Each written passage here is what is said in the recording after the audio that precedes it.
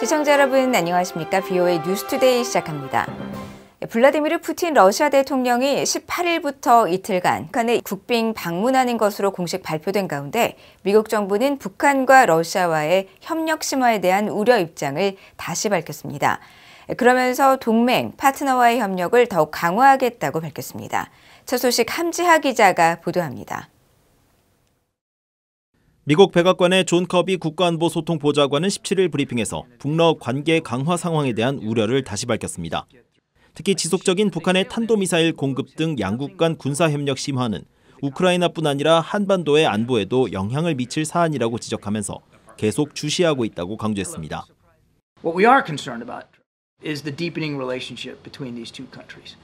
Not just because of the impacts it's going to have on the Ukrainian people, because we know North Korean ballistic missiles are still being used to hit Ukrainian targets, but because there could be some reciprocity here that could affect security on the Korean Peninsula. Now, we haven't seen the parameters of all that right now, certainly haven't seen it come to fruition, but we're certainly going to be watching that very, very closely. 앞서 북한과 러시아는 푸틴 대통령이 18일과 19일 북한을 국빈 방문한다고 17일 공식 발표했습니다. 이에 따라 푸틴 대통령과 김정은 국무위원장은 지난해 9월 러시아 보스토치니 우주기지에서의 정상회담 이후 약 9개월 만에 다시 만나게 됐습니다. 푸틴 대통령의 방북은 지난 2000년 이후 24년 만입니다. 매튜 밀러 국무부 대변인도 이날 브리핑에서 북러 협력 심화에 대한 우려 입장을 재확인했습니다. So it's not just that these are concerns of the United States. We believe that deepening cooperation between Russia and the DPRK is something that should be of great concern to anyone that is interested in maintaining peace and stability on the Korean Peninsula, upholding the global non-proliferation regime, abiding by UN Security Council resolutions, and of course supporting the people of Ukraine as they defend their freedom against Russia's invasion. 밀러 대변인은 그러면서 지난 몇 달 동안 북한이 러시아의 전쟁 노력을 지원하기 위해 수십 개의 탄도미사일과 11,000개가 넘는 군수품을 불법적으로 이전하는 것과 이들 군수품이 우크라이나 전장에서 사용되는 것도 봤다고 지적했습니다. 또 러시아가 북한 탄약을 우크라이나를 위협하고 우크라이나인을 죽이는 데 사용하고 있다는 것을 알고 있는 만큼 우리는 계속 우리의 우려를 분명히 할 것이라면서 동맹 파트너와의 협력을 강조했습니다. All I can say is that we will continue to work with our allies and partners to support Ukraine. If I were judging partnerships, I would look to the leading democracies and leading economies of the world as a much more reliable partner than North Korea and Iran. 밀러 대변인은 최근 몇 달 동안 푸틴이 믿을 수 없을 정도로 절박하다는 것, 또 우크라이나에서 잃은 군사 장비를 다시 강화하기 위해 이란을 바라본다는 것, 그리고 재무장하기 위해 북한을 찾는 것을 목격했다며 이번 방북을 통해 러시아가 또다시 북한산 무기 확보에 나설 것으로 전망했습니다. BOA 뉴스 함지하입니다. 다음 달 워싱턴에서 열리는 북대서양조약기구 나토 정상회의에 앞서 옌스 스톨텐베르그 나토 사무총장이 워싱턴을 방문해 러시아와 북한의 밀착 강화에 대한 우려를 다시 한번 나타냈습니다. 스톨텐베르그 사무총장은 나토와 인도태평양 지역 국가들 간의 협력이 매우 중요하다고 강조했습니다. 김영교 기자가 보도합니다. 조 바이든 대통령이 워싱턴을 방문한 북대서양 조약기구 나토의 옌스 스톨텐베르그 사무총장을 만났습니다. 양측은 러시아의 우크라이나 침공에 맞선 미국과 유럽의 변함없는 협력을 강조했습니다. This is one of the most consequential moments for Europe since World War II. I think you do too. NATO was founded 75 years ago, and I think the lessons we've learned then and about standing together to defend and deter aggression. Today, we are able to publish new figures for defense spending. They show that across Europe and Canada, NATO allies are this year increasing defense spending by 18%. That's the biggest increase in decades. 스톨텐베르그 사무총장은 앞서 싱크탱크 윌슨 센터의 간담회에서 러시아와 북한의 군사협력 문제를 정면으로 지적했습니다.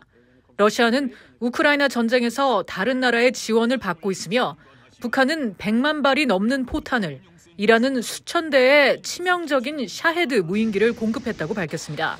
또 그 대가로 북한과 이란은 미사일과 핵 능력 향상을 위한 러시아의 기술과 물자를 공급받고 있다고 지적했습니다.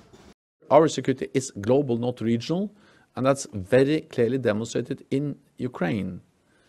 China is the main supporter of Russia's war effort in Europe, in Ukraine.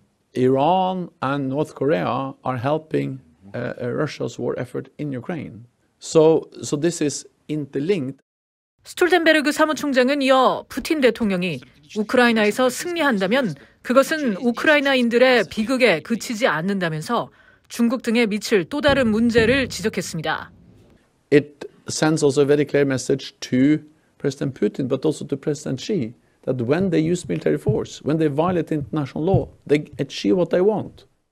스톨텐베르그 사무총장은 그러면서 러시아와 아시아의 권위주의 우방들 간 연대가 확대됨에 따라 나토가 인도태평양 지역 국가들과 긴밀히 협력하는 게 더욱 중요해졌다면서 특히 나토 동맹국들과 함께 국제 규칙에 기초한 질서를 지키고 우리의 공동 가치를 지킬 수 있다고 강조했습니다. 워싱턴에선 다음 달 9일부터 사흘간 나토 정상회의가 열리며 한국과 일본, 호주, 뉴질랜드의 정상들도 초대됐습니다. VOA 뉴스 김연경입니다. 유럽연합 EU는 러시아의 블라디미르 푸틴 대통령이 18일부터 19일까지 북한을 국빈 방문하는 것과 관련해 북한은 러시아의 전쟁에 대한 정치적 또는 그 어떤 지원도 중단해야 한다고 밝혔습니다. 피터 스타노 EU 대변인은 17일 VOA의 관련 논평 요청에 러시아와 북한은 유엔 안보리 결의와 유엔 헌장 위반 행위를 중단해야 한다며 이같이 밝혔습니다. 또 북한을 지지하는 러시아의 태도는 한반도의 안정과 평화에 대한 우려에서 나온 것이 아니라 우크라이나 침략 전쟁에 대한 북한의 지지를 확보하려는 기회주의적 이해관계에 따른 것이라고 비판했습니다. 블라디미르 푸틴 러시아 대통령의 1박 2일 북한 방문을 앞두고 한국 대통령실은 러시아의 일정한 선을 넘지 말라는 경고를 보냈다고 밝혔습니다. 한국은 18일 중국과 9년 만에 외교 안보 대화를 갖는데 이를 통해 북중러 삼각협력 구도를 견제할 것이라는 분석이 나옵니다. 김시영 기자가 보도합니다. 지난 16일 한국 연합뉴스TV에 출연한 장호진 한국 국가안보실장은 블라디미르 푸틴 러시아 대통령의 방북이 임박한 가운데 러시아 측에 일정한 선을 넘지 말라는 경고성 소통을 한 바 있다고 밝혔습니다. 그러면서 우크라이나 전쟁이 끝나면 과연 남과 북 중에 어느 쪽이 더 중요하고 필요한지 잘 생각해 볼 필요가 있다고 본다고 말했습니다.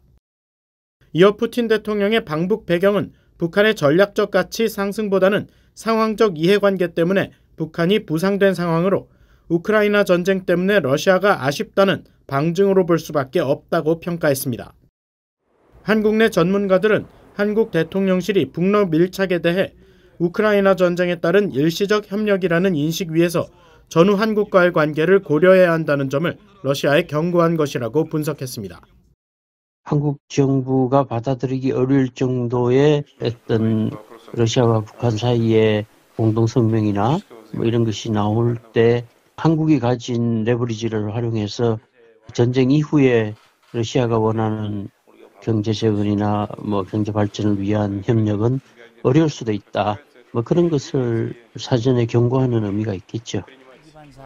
한국의 민간 연구기관인 한국국가전략연구원의 문성묵 통일전략센터장은 한국 정부는 러시아가 보유한 고도의 군사기술 또는 무기를 북한에 제공하면 자신들에게 치명적일 수 있다는 점을 우려하고 있다며 이런 기본 입장을 러시아에 강조한 것이라고 말했습니다. 앞서 신원식 한국 국방부 장관은 지난 14일 블룸버그 통신과의 인터뷰에서 푸틴 대통령의 북한 방문은 우크라이나와의 전쟁에서 승기를 잡기 위한 것으로 북러 군사협력의 레드라인은 핵과 미사일 핵심 기술 이전이 될 수 있다고 지적했습니다. 또 푸틴이 원하는 것은 포탄, 특히 우크라이나전에서 승기를 잡기 위해 북한의 결정적인 포탄이나 군사적 물품을 요청할 것이라고 말했습니다. 이런 가운데 한국과 중국은 18일 서울에서 외교부와 국방부가 참여하는 2+2 한중 외교안보 대화를 개최할 예정이라고 한국 외교부가 17일 밝혔습니다.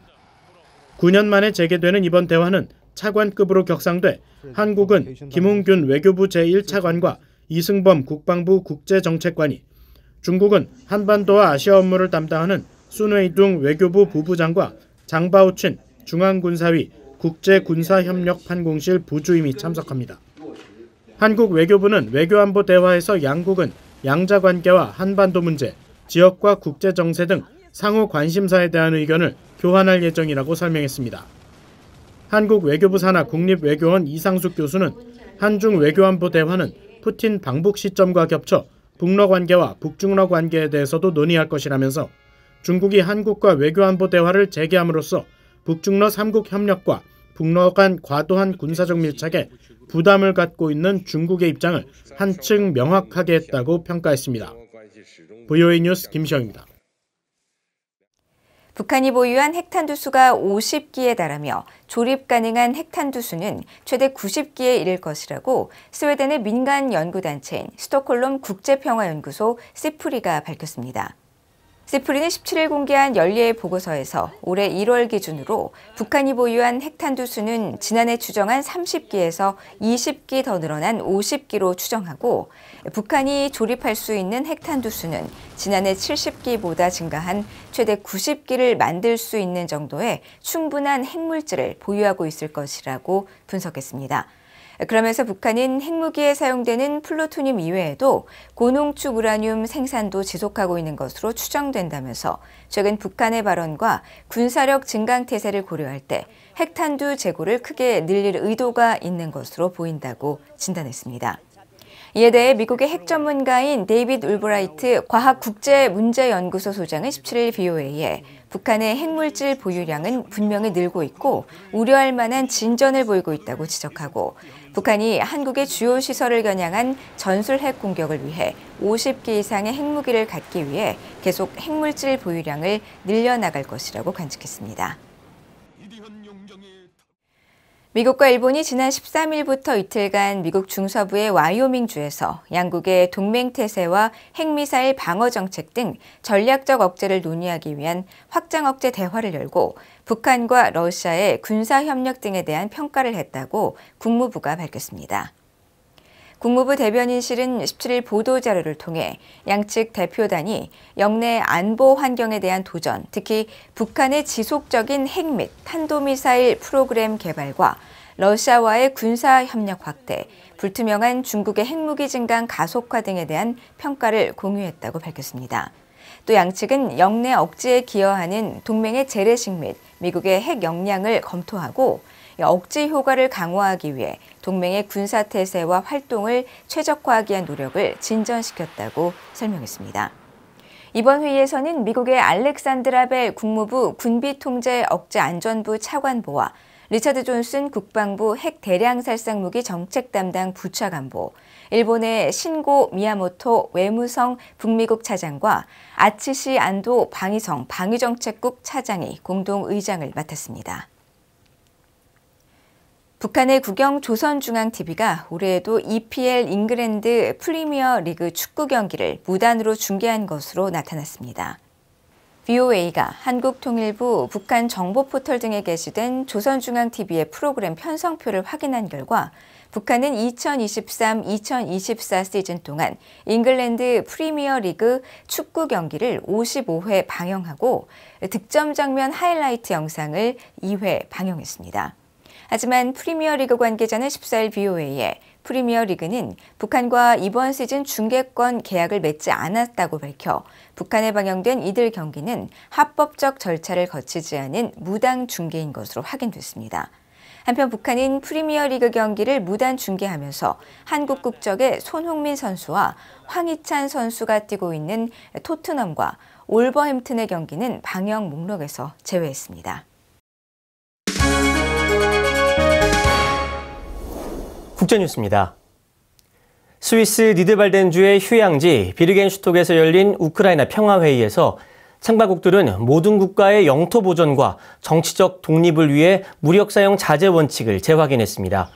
미국과 유럽 등 약 100개국 지도자와 대표단이 지난 15일부터 이틀 일정으로 개최된 이번 우크라이나 평화회의에서 참가국들은 16일 공동성명을 발표했습니다. 공동성명은 참가국이 국제법과 유엔 헌장을 기반으로 우크라이나의 지속 가능한 평화체제 문제를 논의했으며 모든 국가의 영토 보전과 정치적 독립을 위해 무력 사용을 자제한다는 원칙을 재확인했습니다. 또 우크라이나 내 원자력 발전소의 안전과 식량 안보 등 분야에 대해 언급했지만 회의 참여국 중 사우디아라비아, 인도, 인도네시아, 남아프리카 공화국 등 약 10개국은 서명하지 않았으며 러시아와 중국은 불참했습니다. 볼로디미르 젤렌스키 우크라이나 대통령은 이번 회의에서 우크라이나에 대한 국제사회의 지지가 더욱 강력해졌음을 확인했다며 평화계획 이행을 위한 행동계획 수립과 2차 평화회의 개최의 의지를 강조했습니다. 한편 제이크 설리번 백악관 국가안보보좌관은 폐막 연설에서 러시아가 평화협상 참여 조건으로 내건 러시아 점령진의 우크라이나 군 철수 등 조건에 대해 어떠한 책임 있는 나라도 이것이 평화에 대한 합당한 근거라고 말할 수 없다면서 이는 유엔 헌장 위반이자 기본적 도덕성과 상식에 반하는 것이라고 비판했습니다. 베냐민 네타냐후 이스라엘 총리가 전신 내각을 해산했습니다. 네타냐후 총리는 16일 늦은 시각 이스라엘 안보내각에 전신 내각 공식 해체를 통보했다고 이스라엘 총리실이 17일 이스라엘 언론들에게 전했습니다. 이스라엘 전신 내각은 지난해 10월 7일 팔레스타인 무장정파 하마스의 이스라엘 기습으로 전쟁이 시작된 지 나흘 만에 집권 리쿠드당을 중심으로 네타냐후 총리와 요아브 갈란트 국방장관, 제2야당 국가통합당의 베니 간츠 대표 등 투표권을 가진 3명과 론 더머 전략장관 등 투표권이 없는 3명 등 6명으로 구성됐었습니다. 하지만 제2야당의 간츠 대표는 지난 9일 네타냐후 총리가 진정한 승리를 향해 나아가는 것을 막고 있다고 주장하며 가디 아이젠코트 국가통합당 의원과 함께 내각을 탈퇴했습니다. 이스라엘 언론들은 전신 내각의 일부 의제들이 이타마르 벤그비르 국가안보 장관과 베잘렐 스모트리치 재무장관 등이 포함된 이스라엘 안보 내각으로 이관될 것이라고 보도했습니다. 미국과 캐나다, 일본, 필리핀이 남중국해에서 해상 합동훈련을 실시했습니다. 미국 태평양 함대는 17일 보도자료를 통해 항행과 비행의 자유를 수호하고 영내 안보와 안정을 강화하기 위한 네 나라의 약속을 재확인하기 위해 이번 훈련을 실시했다고 밝혔습니다. 또 규칙에 기반한 국제질서 약속을 공유하는 것이라고 강조했습니다. 이번 훈련에는 미국 해군에서 알레이버크급 유도미사일 구축함 랠프 존슨함이 참가했으며 캐나다 해군에서는 할리팩스급 프리기타민 몬트리올함이, 일본 해상자위대에서는 무라사메급 구축함인 기리사메함이 참가했습니다. 이번 다국적 합동작전은 남중국해에서 중국과 필리핀이 갈등을 자주 빚는 상황에서 진행됐습니다. 중국 정부가 유럽연합 EU로부터 수입되는 돼지고기 등에 대한 반덤핑 조사를 시작했다고 밝혔습니다. 중국 상무부는 17일 발표에서 관련 조사가 이날부터 시작됐다면서 EU산 생고기와 냉장, 냉동 돼지고기뿐 아니라 돼지 내장과 방광, 위 등 부산물 수입 과정에서 덤핑 혐의가 있었는지 초점을 맞출 것이라고 밝혔습니다. 그러면서 중국 축산업협회가 중국 내 돈육업계들을 대신해 지난 6일 제출한 항의 서한에 따라 이 같은 조사가 시작됐다고 밝혔습니다. 덤핑이란 상품 간 경쟁에서 우위를 갖기 위해 생산비보다 싼 가격으로 상품을 수출하는 행위를 말하며 중국 상무부의 이번 발표는 앞서 EU 집행위원회가 지난 12일 중국산 전기자동차에 대해 최고 38.1%의 추가 관세 부과를 발표한 지 일주일이 채 되지 않아 나왔습니다. 한편 EU 집행위 대변인은 이날 기자들에게 중국 정부의 조치에 대해 걱정하지 않는다고 말하고 중국 정부의 조사가 세계무역기구 WTO의 관련 규칙을 준수하는지 확인하기 위해 EU가 적절히 개입할 것이라고 말했습니다. 한편 지난해 중국이 수입한 돼지고기는 60억 달러어치로 이 중 절반 이상이 EU로부터 수입됐다고 로이터 통신이 보도했습니다. 지금까지 국제뉴스였습니다. 이상으로 BOA 뉴스투데이를 모두 마칩니다. 시청해주신 여러분 고맙습니다.